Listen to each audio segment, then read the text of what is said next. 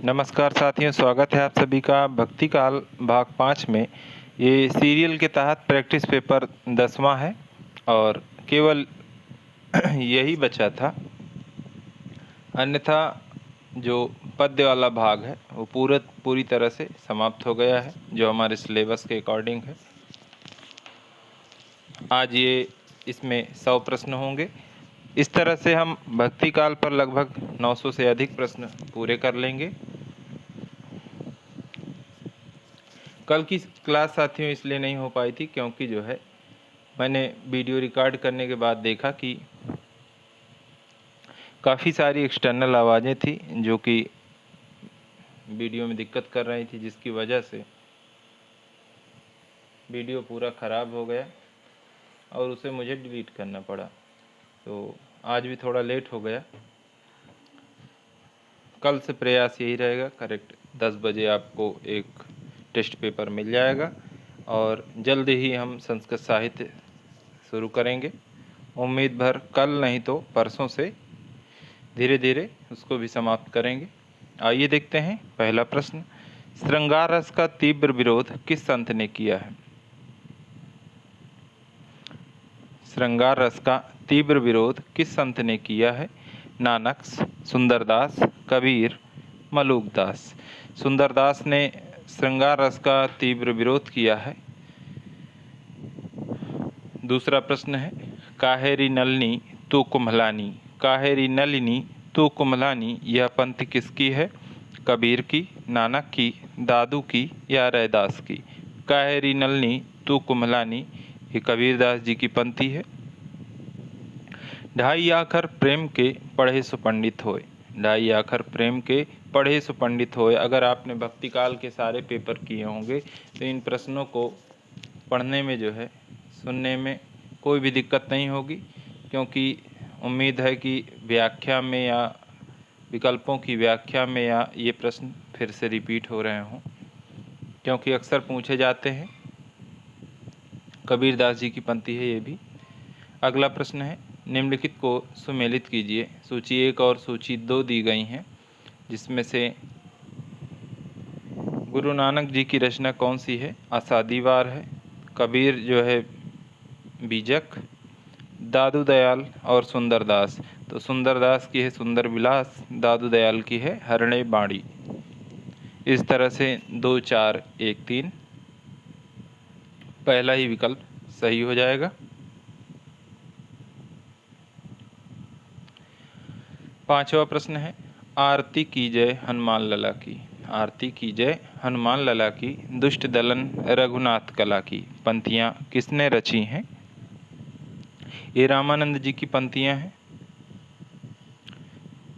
भूल कर भी तुलसीदास आपको नहीं लगाना है, बहुत सारी उन्होंने लिखी हैं, लेकिन ये पंक्तियाँ जो है रामानंद जी की हैं। आगे चलते हैं। रामानंद को आकाश धर्मा गुरु कहने वाले आलोचक हैं। रामानंद को आकाश धर्मा गुरु कहने वाले आलोचक हैं हजारी प्रसाद द्विवेदी जी। वल्लभाचार्य किसके समकालीन थे? वल्लभाचार्य किसके समकालीन थे? सिकंदर लोदी, मुगल बादशाह बाबर, इब्राहिम लोदी, आवाबा दोनों। लोदी और बाबर दोनों के समकालीन थे कौन? वल्लभाचार्य। आठवां प्रश्न है, गोवर्धन पर्वत पर श्रीनाथ जी का मंदिर किसने बनवाया था? गोवर्धन पर्वत पर श्रीनाथ जी का मंदिर किसने बनवाया था? पूरनमल खत्री ने बनवाया था, जिसमें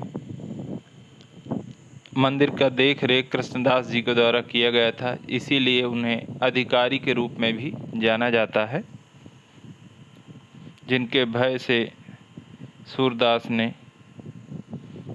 सूरदास पारसौली में आकर रहने लगे थे। नौवां प्रश्न है, अष्टछाप के कवियों में सूरदास के बाद दूसरे कवि कौन हैं जिन्होंने वात्सल्य रस का प्रयोग किया है? अष्टछाप के कवियों में सूरदास के बाद दूसरे कवि कौन हैं जिन्होंने वात्सल्य रस का प्रयोग किया है? तो वो हैं परमानंद दास। इन्हीं के बाद ये आते भी हैं अष्टछाप के कवियों में, जो सीरियल है। कुंभन दास, सूरदास, परमानंद दास।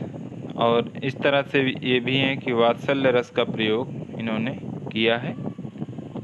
10वां प्रश्न है, अष्टछाप का कौन कवि अधिकारी के रूप में प्रसिद्ध है? ये देखिए, वही मंदिर दायित्व तो इन्होंने संभाला था और उसकी वजह से इन्हें अधिकारी के रूप में भी जाना जाता है। कृष्णदास है। 11वां प्रश्न है, सूर की राधा का प्रेम उन्हें पूर्णता तक पहुंचाने के लिए है। सूर की राधा का प्रेम उन्हें पूर्णता तक पहुंचाने के लिए है, बोझ होने के लिए नहीं। यह कथन किस विद्वान का है? सूर की राधा का प्रेम उन्हें पूर्णता तक पहुंचाने के लिए है, बोझ होने के लिए नहीं। ये कथन है हजारी प्रसाद द्विवेदी जी का। जायसी का प्रिय अलंकार है। 12वां प्रश्न है, जायसी का प्रिय अलंकार है हेतु उत्प्रेक्षा।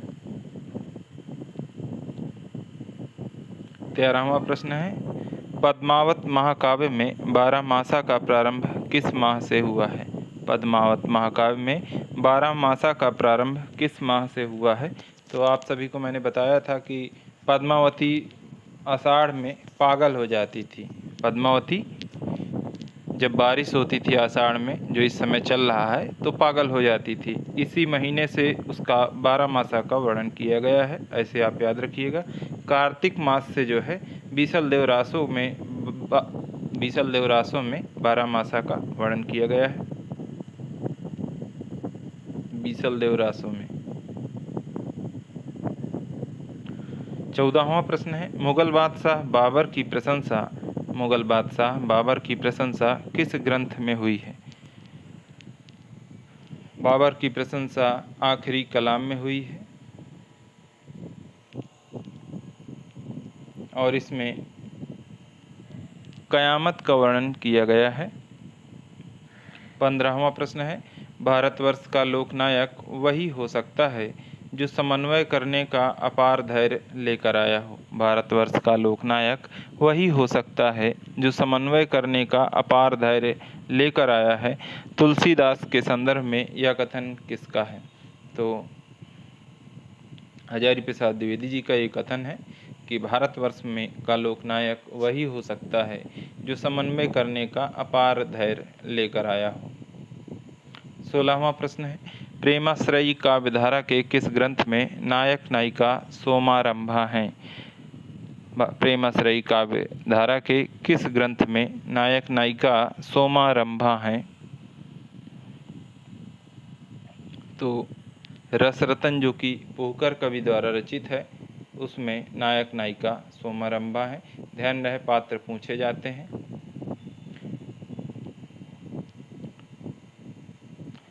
निम्न में उचित विकल्प का चयन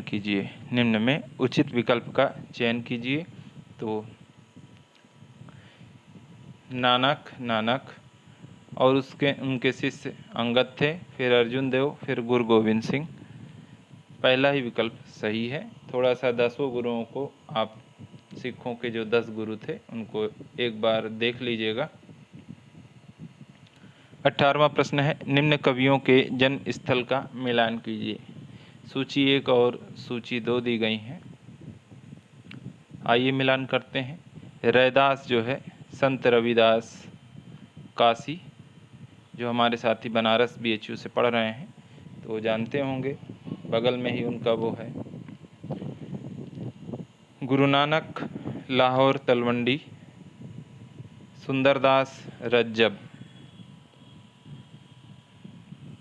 सुंदरदास जो है दौसा राजस्थान, रज्जब राजस्थान। दौसा में ही बालाजी का मंदिर है। तो यहाँ पर 3, 4, 2, 1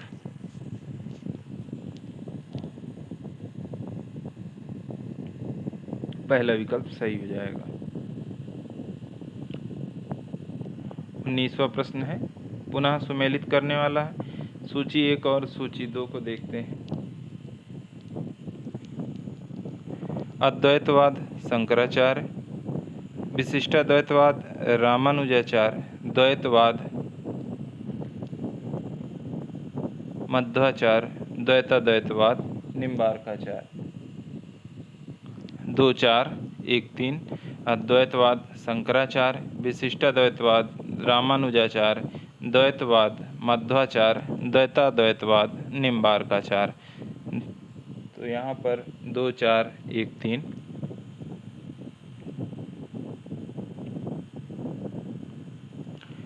निर्गुण भक्त महिलाएं निम्न में से कौन है? निर्गुण भक्त महिलाएं निम्न में से कौन है? तो आंदाल और मीराबाई ये तो वैष्णव हैं, सहजोबाई और बावरी साहिबा यही दोनों निर्गुण भक्त महिलाएं हैं। तो 3 और 4 सही हो जाएगा।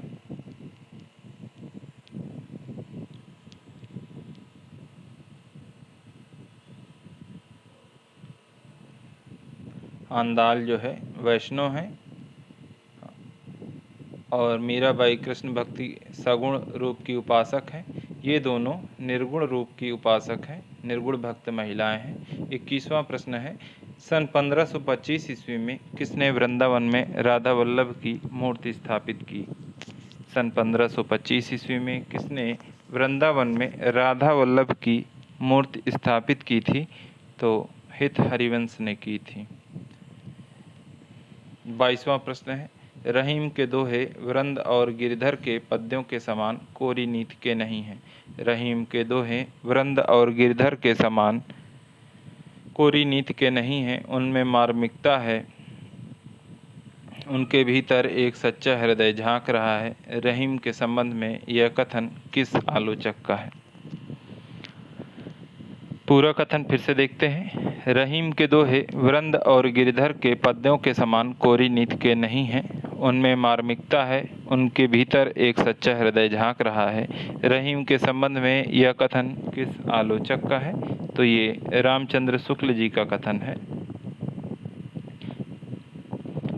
23वां प्रश्न है, नंददास को जड़िया की उपाधि किसने दी थी? नंददास को जड़िया की उपाधि किसने दी थी? और कवि गढ़िया नंददास जड़िया, अर्थात और तो कवि गढ़े जाते हैं, नंददास जड़िया यानी जन्म से हैं। ये बात कही विठलनाथ ने। 24वां प्रश्न है, सर्वाधिक तर्कशील गोपियाँ किसके काव्य में हैं? सर्वाधिक तर्कशील गोपियाँ किसके काव्य में हैं? तो नंददास की गोपियाँ काफ़ी तर्क वितर्क करती हैं।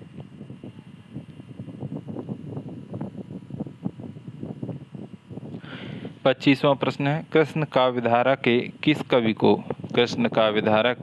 किस कवि को भगवान श्री कृष्ण की वंशी का अवतार माना गया है? वंशी का अवतार किसे माना गया है? श्री कृष्ण के। तो हित हरिवंश को श्री कृष्ण की वंशी का अवतार माना गया है। हित हरिवंश, अब देखिए वंश आ गया, इसमें वंशी भी वंशी, इस तरह से आप याद रखें। 26वां प्रश्न है, जायसीकृत पद्मावत महाकाव्य में कुल कितने सर्ग हैं? जायसीकृत पद्मावत महाकाव्य में कुल कितने सर्ग हैं? तो 57 हैं। अगला प्रश्न है, पद्मावत को रूप लोभ की संज्ञा किस विद्वान ने दी है? पद्मावत को रूप लोभ की संज्ञा किस विद्वान ने दी है? तो रामचंद्र शुक्ल जी ने दी है। 28वां प्रश्न है, ईश्वरदास किस सम्राट के समकालीन थे? ईश्वरदास किस सम्राट के समकालीन थे? तो सिकंदर लोदी।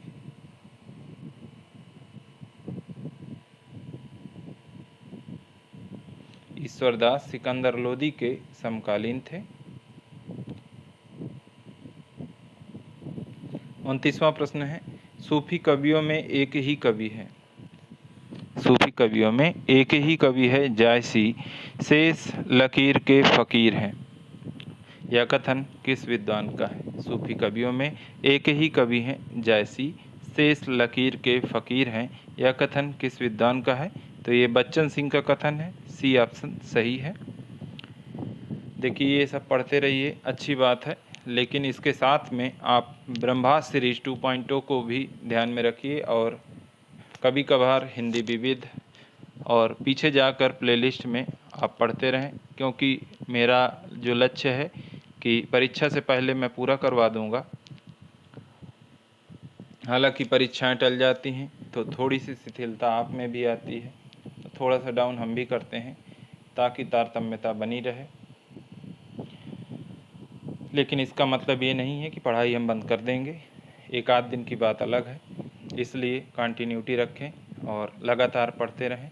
जो साथी नए हैं चैनल को सब्सक्राइब कर लें, वीडियो को लाइक सभी लोग किया करें और अपने हिंदी साथियों के साथ शेयर किया करें। 30वां प्रश्न है, किस पुराण में विष्णु के अवतारों में राम की गणना हुई है? किस पुराण में विष्णु के अवतारों में राम की गणना हुई है? तो वायु पुराण में हुई है, बी विकल्प सही है। 31वां प्रश्न है, निम्नलिखित संत कवियों की सही रचनाओं का मिलान कीजिए। निम्नलिखित संत कवियों की सही रचनाओं का मिलान कीजिए।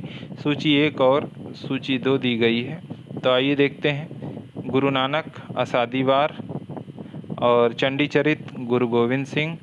अब 2 तो हमको पता है, मलूकदास और रामानंद बचे। तो रामानंद की कौन सी रचना है? योग चिंतामणि है। बची कौन मलूकदास की? रतन खान। 3 4 1 2।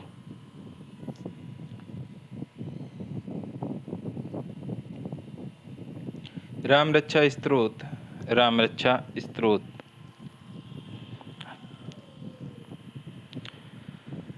राम रक्षा स्तोत्र किसकी रचना है? 32वां प्रश्न है, राम रक्षा स्तोत्र रामानंद की है।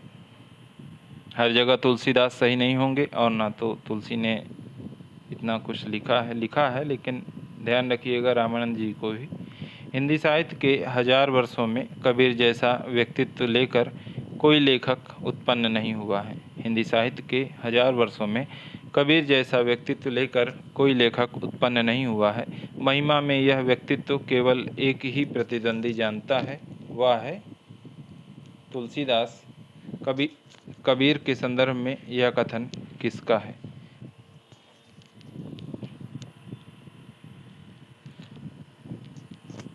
कबीर के संबंध में यह कथन हजारी प्रसाद द्विवेदी जी का है। फिर से देखते हैं कथन को। हिंदी साहित्य के 1000 वर्षों में कबीर जैसा व्यक्तित्व लेकर कोई लेखक उत्पन्न नहीं हुआ है। महिमा में यह व्यक्तित्व केवल एक ही प्रतिद्वंदी जानता है, वह है तुलसीदास। कबीर के संदर्भ में यह कथन हजारी प्रसाद द्विवेदी जी का है। कबीर परिचय के अनुसार कबीर की मृत्यु किस वर्ष हुई? कबीर परिचय के अनुसार कबीर की मृत्यु संवत 1575 विक्रमी में हुई। पहला ही विकल्प सही है। 35वां प्रश्न है, कबीर के आविर्भाव के विषय में परिचय देने वाला प्रथम सांप्रदायिक ग्रंथ है। कबीर के आविर्भाव के संदर्भ में विषय में परिचय देने वाला प्रथम सांप्रदायिक ग्रंथ है कबीर चरित्र बोध। बी ऑप्शन सही होगा। 36वां प्रश्न है, सूरसागर को उपालंभ काव्य किसने कहा है? सूरसागर को उपालंभ काव्य किसने कहा है? तो डॉक्टर नगेन ने कहा है। उपालंभ तत्सम है या तद्भव? कमेंट करिए। और किसका तत्सम है, किसका तद्भव है, वो भी बताइए। 37वां प्रश्न है, सूरसागर के किस स्कंध में श्री कृष्ण की बाल लीला का वर्णन मिलता है? सूरसागर के किस स्कंध में श्री कृष्ण की बाल लीला का वर्णन मिलता है? तो 10वें स्कंध में मिलता है। डी ऑप्शन सही है। 38वां प्रश्न है, मीराबाई किसके उपदेशों को सुनकर इतना प्रभावित हुई कि उनसे मिलने पहुंच गई थी? तो वो संत पीपा थे, जिनसे प्रभावित होकर मीराबाई उनसे मिलने पहुंच गई थी। 39वां प्रश्न है, मीरा मुक्तावली ग्रंथ का संपादन किसने किया है? मीरा मुक्तावली ग्रंथ का संपादन किसने किया है? नरोत्तम स्वामी ने किया है। 40वां प्रश्न है, अष्टछाप के कवियों को कालक्रमानुसार व्यवस्थित कीजिए। अष्टछाप के कवियों को कालक्रमानुसार व्यवस्थित करना है।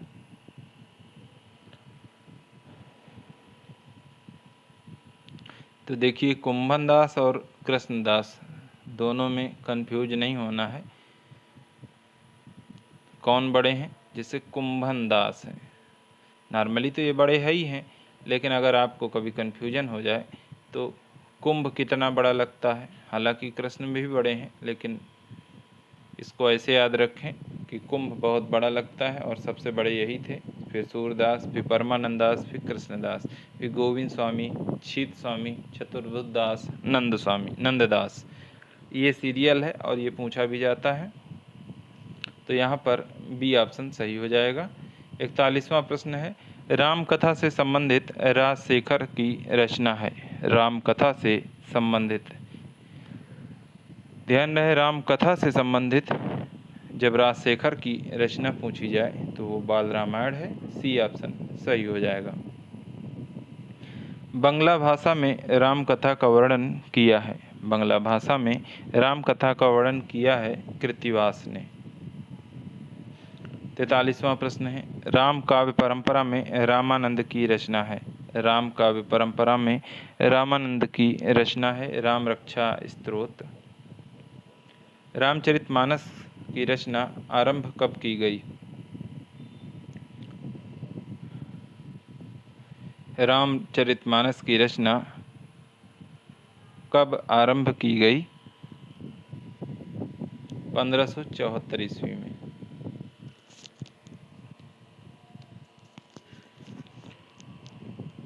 अगला प्रश्न है, तुलसीकृत रामचरितमानस किस भाषा में है।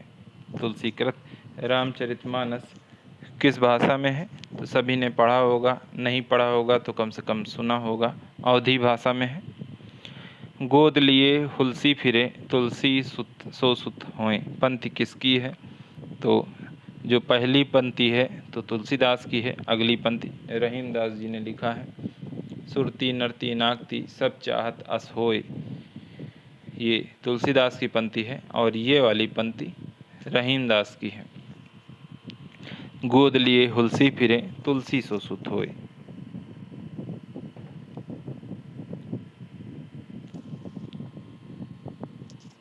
सैंतालीसवां प्रश्न है, राम भक्ति मार्ग के अंतर्गत श्रृंगारी भावना के प्रवर्तक थे। राम भक्ति मार्ग के अंतर्गत श्रृंगारी भावना के प्रवर्तक थे रामचरण दास। 48वां प्रश्न है, मध्ययुगीन राम काव्य परंपरा के अंतिम उल्लेखनीय कवि हैं। मध्ययुगीन राम काव्य परंपरा के अंतिम उल्लेखनीय कवि हैं महाराज विश्वनाथ सिंह। डी ऑप्शन सही है। 49वां प्रश्न है, राम भक्ति धारा के रसिक संप्रदाय के आदि प्रतिष्ठापक हैं। राम भक्ति धारा के रसिक संप्रदाय के आदि प्रतिष्ठापक हैं अग्रदास। 50वां प्रश्न है, हिंदी का कृष्ण काव्य परिमाण, प्रभाव, सौंदर्य और श्रेष्ठता की दृष्टि से राम काव्य की तुलना में श्रेष्ठ रहा है। इसका प्रमुख कारण है। हिंदी का कृष्ण काव्य परिमाण, प्रभाव, सौंदर्य और श्रेष्ठता की दृष्टि से राम काव्य की तुलना में श्रेष्ठ रहा है। इसका प्रमुख कारण है, कृष्ण काव्य की प्रधान भाषा ब्रज और राम काव्य की अवधी भाषा रही है। राम काव्य मर्यादावादी था और कृष्ण काव्य में प्रेम मार्ग में किसी भी प्रकार का बंधन स्वीकार्य नहीं था। राम लोक रक्षक के रूप में उपस्थित हुए, जबकि कृष्ण लोक रंजक के रूप में। राम काव्य प्रबंध काव्य थे, जबकि कृष्ण काव्य मुक्तक थे। तो यहाँ पर सबसे उचित विकल्प राम काव्य की तुलना में श्रेष्ठ रहा है। हिंदी का कृष्ण काव्य परिमाण, प्रभाव, सौंदर्य और श्रेष्ठता की दृष्टि से राम काव्य की तुलना में श्रेष्ठ रहा है। इसका कारण क्या था? राम काव्य मर्यादावादी था और कृष्ण काव्य में प्रेम मार्ग के किसी भी प्रकार का बंधन स्वीकार्य नहीं था।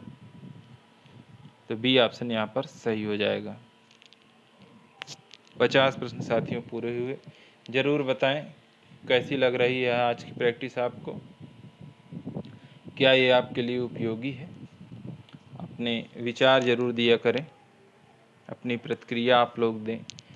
प्रतिक्रिया से हमें अंदाज़ा लगता रहता है कि आपको क्या कमी खल रही है, तो उसको हम पूरा करने का प्रयास करते हैं। आइए देखते हैं 51वां प्रश्न, सूरसागर को किसने ध्वनि काव्य कहा है। सूरसागर को किसने ध्वनि काव्य कहा है? तो रामचंद्र शुक्ल जी ने कहा है। 52वां प्रश्न है, दिल्ली के निकट सीही नामक स्थान को सूरदास का जन्म स्थान किसने माना है? दिल्ली के निकट सीही नामक स्थान को सूरदास का जन्म स्थान किसने माना है? गणपति चंद्र गुप्त ने माना है।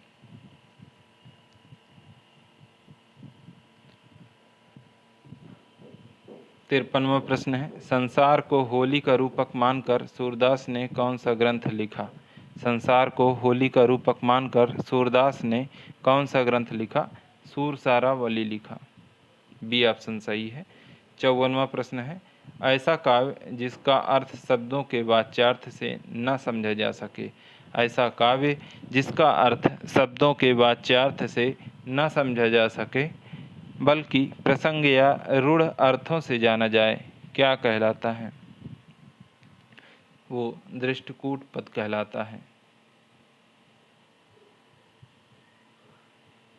55वां प्रश्न है, हिंदी में भ्रमर गीत की परंपरा का श्री गणेश किससे माना जाता है? हिंदी में भ्रमर गीत की परंपरा का श्री गणेश किससे माना जाता है? सूरदास से माना जाता है। डी ऑप्शन सही है। रामचरितमानस का काव्य रूप है। 56वां प्रश्न है, रामचरितमानस का काव्य रूप क्या है? सभी जानते हैं, महाकाव्य है। ऐसे भी आसान प्रश्न पूछे जाते हैं और वहाँ पर यह होता है कि इतना आसान प्रश्न कैसे पूछ लिया, तो कुछ भी पूछा जा सकता है। ये मत सोचिए कि बहुत आसान प्रश्न है। निम्नलिखित में तुलसीदास की रचना नहीं है। निम्नलिखित में से तुलसीदास की रचना नहीं है तो कवित्त रामायण, पार्वती मंगल, जानकी मंगल, बरवैनाई का भेद। बरवैनाई का भेद रहीमदास की रचना है। डी ऑप्शन यहाँ पर सही है। 58वां प्रश्न है, रामचरितमानस में ज्ञान दीपक प्रसंग किस कांड में है? रामचरितमानस में ज्ञान दीपक प्रसंग किस कांड में है? तो उत्तर कांड में है ज्ञान दीपक प्रसंग। 59वां प्रश्न है, लाज न आवत आपको, लाज न आवत आपको दौरे आयहु साथ पंक्ति किसकी है? ये रत्नावली की पंक्ति है। तुलसीदास जी को फटकार लगाई थी। तुलसीदास के दीक्षा गुरु का नाम है। तुलसीदास के दीक्षा गुरु का नाम है, सभी जानते हैं, नरहरि आनंद या नरहरिदास उनके दीक्षा गुरु हैं। डी ऑप्शन सही हो जाएगा। 61वां प्रश्न है, रामचरितमानस में सुंदर कांड के पहले और बाद में कौन सा कांड आता है? सुंदर कांड के पहले और बाद में कौन सा कांड आता है? ऐसे ही किसी भी कांड के लिए पूछा जा सकता है, तो आपको सभी कांड याद रखने हैं। जैसे पहला है बाल कांड, फिर आता है अयोध्या कांड, फिर आता है अरण्य कांड, फिर आता है किष्किंधा कांड, फिर आता है सुंदर कांड। सुंदर कांड के बाद क्या आता है? लंका कांड, फिर उत्तर कांड। तो अब 3 3 6 1 7, बीच में क्या आया? किष्किंधा कांड। और सुंदर कांड के पहले पूछा गया है तो किष्किंधा कांड और उसके बाद लंका कांड। पहला ऑप्शन सही हो जाएगा। आप ऐसे याद रखें, बाल कांड, अयोध्या कांड, अरण्य कांड, किष्किंधा कांड, सुंदर कांड, लंका कांड, उत्तर कांड। या आपकी जो भी ट्रिक हो उसके माध्यम से याद रखें, सीधे याद रखें, साथ ही नाम तो हैं। अबलव नसानी अब न नसैं हो, अबलव नसानी अब न नसैं हो शीर्षक पद तुलसीदास की किस रचना से है? तो विनय पत्रिका से है। बी विकल्प सही है। नानक का जन्म स्थान तलवंडी अब किस नाम से जाना जाता है या प्रसिद्ध है? नानक का जन्म स्थान तलवंडी अब ननकाना साहिब के नाम से प्रसिद्ध है। पिछले कुछ वर्षों में काफ़ी जो है प्रसिद्धि भी मिली। नसीहत नामा के रचनाकार हैं। 64वां प्रश्न है, नसीहत नामा के रचनाकार कौन है? गुरु नानक है। बी ऑप्शन सही है। 65वां प्रश्न है, जोधपुर के पीपासर ग्राम में किस संत का जन्म हुआ था? जोधपुर के पीपासर ग्राम में किस संत का जन्म हुआ था? तो जम्भनाथ का हुआ था। सी ऑप्शन सही है। कृष्ण भक्ति को प्रचारित करने का श्रेय कृष्ण भक्ति को प्रचारित करने का श्रेय किस आचार्य को जाता है? तो वल्लभाचार्य जी को जाता है। वल्लभाचार्य किस संप्रदाय में दीक्षित थे? वल्लभाचार्य किस संप्रदाय में दीक्षित थे? तो ये रुद्र संप्रदाय में दीक्षित थे।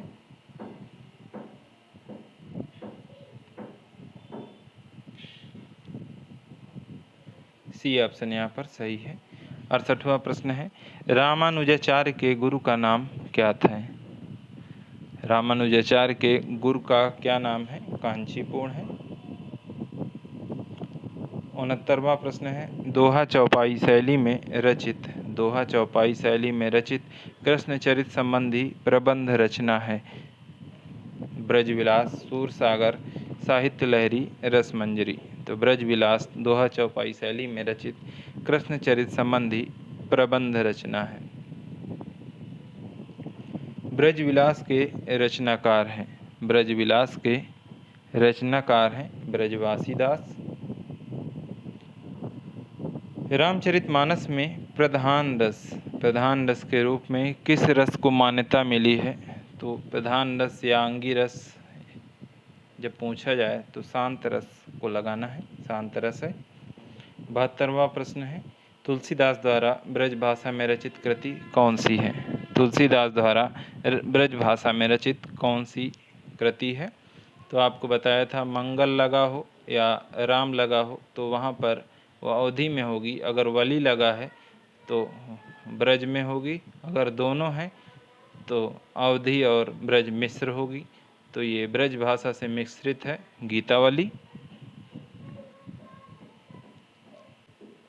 73वां प्रश्न है, रामचरितमानस में वक्ता श्रोता के कितने युग्म हैं? रामचरितमानस में वक्ता श्रोता के कितने युग्म हैं? 4 हैं। 74वां प्रश्न है, विशिष्ट प्रबंध काव्य रामचंद्रिका के रचनाकार कौन है? विशिष्ट प्रबंध काव्य रामचंद्रिका के रचनाकार कौन है? केशवदास है और इन्होंने एक रात में ही इसकी रचना की थी। हिंदी में भक्तमाल परंपरा की शुरुआत किसने की? हिंदी में भक्तमाल परंपरा की शुरुआत किसने की? नाभादास ने की। पहला ऑप्शन सही है। 76वां प्रश्न है, संभराथल नाम से किस संत की समाधि स्थल विख्यात है? संभराथल नाम से किस संत की समाधि स्थल विख्यात है? तो वो जम्भनाथ है। संभराथल जम्भनाथ, संभ जम्भ ऐसे याद रखें। और क्या है? समाधि स्थल है। दादूपंथी भक्तमाल के रचयिता कौन है? दादूपंथी भक्तमाल के रचयिता कौन है? तो राघवदास है। 78वां प्रश्न है, हरिदास निरंजनी का ग्रंथ नहीं है? हरिदास निरंजनी का ग्रंथ नहीं है। अष्टपदी जोग ग्रंथ, समाधि जोग ग्रंथ, चेतावाणी, निरपक्ष मूल ग्रंथ। चेतावाणी जो है इनका नहीं है। चेतावाणी एक डिंगल कविता है ठाकुर केसरी सिंह बारहट की। ठाकुर केसरी सिंह बारहट। बाकी सभी हरिदास निरंजनी के ग्रंथ हैं। 79 नंबर प्रश्न है, किस संत कवि ने निमाड़ी भाषा में रचनाएं की हैं? किस संत कवि ने निमाड़ी भाषा में भी रचनाएं की हैं? तो वो सींगा है। नगला भरतपुर में किस कवि की समाधि स्थल है? नगला भरतपुर में किस कवि की समाधि स्थल है? तो लालदास की है। नगला के अंत में ला आता है और लालदास, तो ऐसे आप मैच करके रख सकते हैं और याद रहेगा। कौन सी रचना सूरदास की नहीं है? कौन सी रचना सूरदास की नहीं है? सूरसागर, सूरसारावली, साहित्य लहरी, सूरबावनी सूरदास की रचना नहीं है। 82 नंबर प्रश्न है, कृष्ण भक्ति काव्य में प्रायः प्रयुक्त होने वाली भाषा कौन है? कृष्ण भक्ति काव्य में प्रायः प्रयुक्त होने वाली भाषा कौन है? ब्रजभाषा है। पहला ऑप्शन सही है। वल्लभाचार्य के किस शिष्य को विट्ठलनाथ ने पुष्टिमार्ग का जहाज कहा है? वल्लभाचार्य के किस शिष्य को विट्ठलनाथ ने पुष्टिमार्ग का जहाज कहा है? तो वो सूरदास को कहा है। सूरदास के गुरु का क्या नाम है? सूरदास के गुरु का क्या नाम है? तो वल्लभाचार्य के शिष्य थे।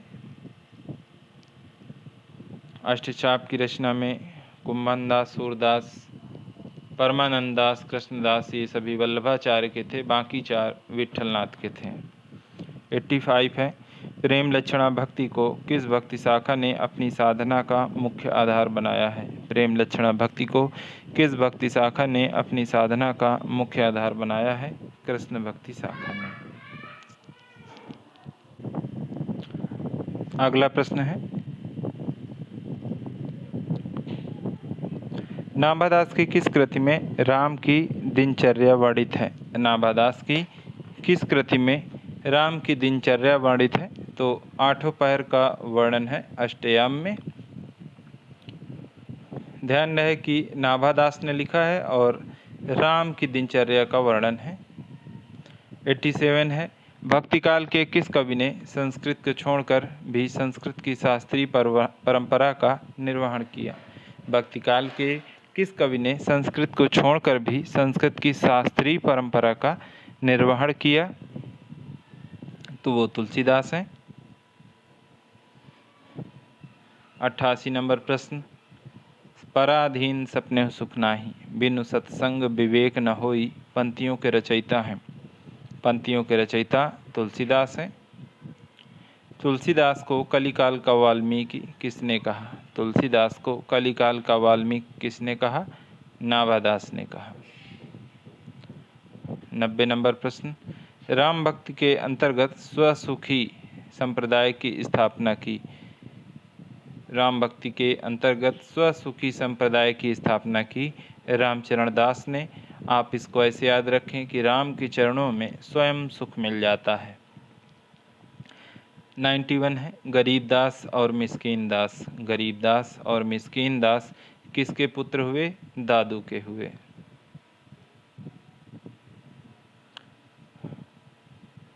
92 है, अलख दरीबा। अलख दरीबा नाम से किसका सत्संग स्थल प्रसिद्ध है? अलख दरीबा तो सत्संग स्थल है, ध्यान रहे समाधि स्थल नहीं है। तो ये दादू का है, प्रसिद्ध है। 93 है, दादू की रचनाओं का संपादन दादू दयाल ग्रंथावली नाम से किसने किया? दादू की रचनाओं का संपादन पूछा जा रहा है तो परशुराम चतुर्वेदी।